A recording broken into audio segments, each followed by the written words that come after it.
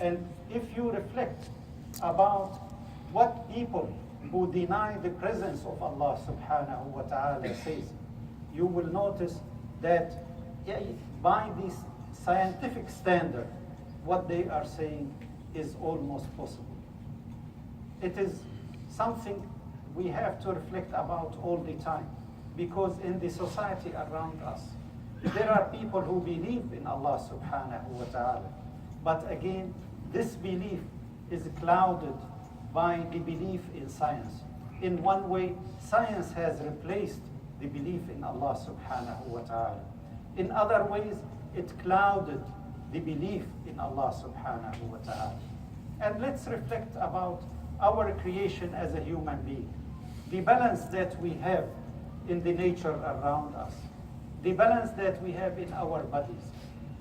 Again, this is something that could not be explained by anything but by the creation of Allah subhanahu wa ta'ala. There are people who would try to explain things by biological need. So for example, they would say, this animal evolved from A to Z because of biological needs. Based on this, for example, they will tell you that the giraffe had over many centuries, many millions of years, have developed a long neck to reach the higher parts of the tree. But this is not enough to explain many things that we see around us. And the most important thing, that it doesn't explain our presence as a human being. And the artistic flair that we have, it has no biological need at all. If you look around us here, we are wearing different clothes with different colors. Animals do not have preference for colors. Animals do not have, again, any choice about poetry, about what interests them. They are only interested in biological needs. True.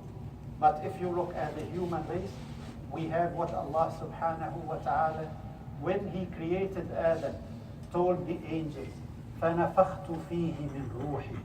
I gave him some of my spirit. What is this spirit? It's the creativity.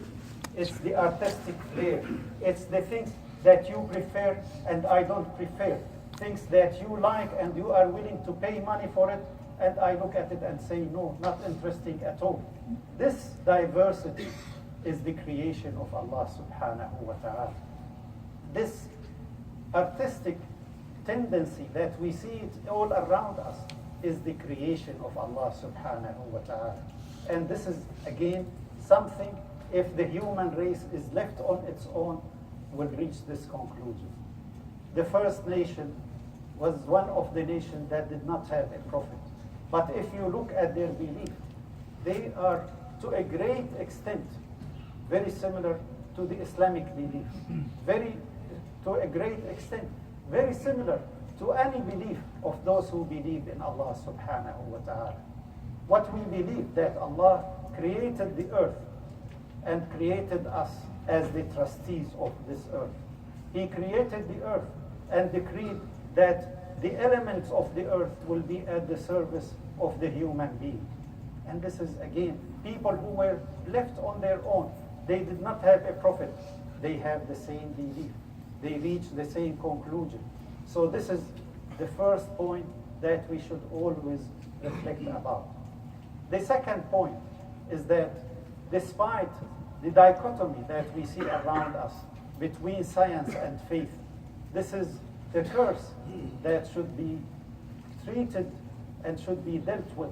For science and faith in Allah subhanahu wa ta'ala go hand in hand. They cannot be separated. Again, reflect about astronomy, for example, and the huge number, beyond count, of stars, constellations. Did it all happen haphazardly? How come they are so balanced? How come they are every star, every moon, they are rotating in one way or another in a balanced way?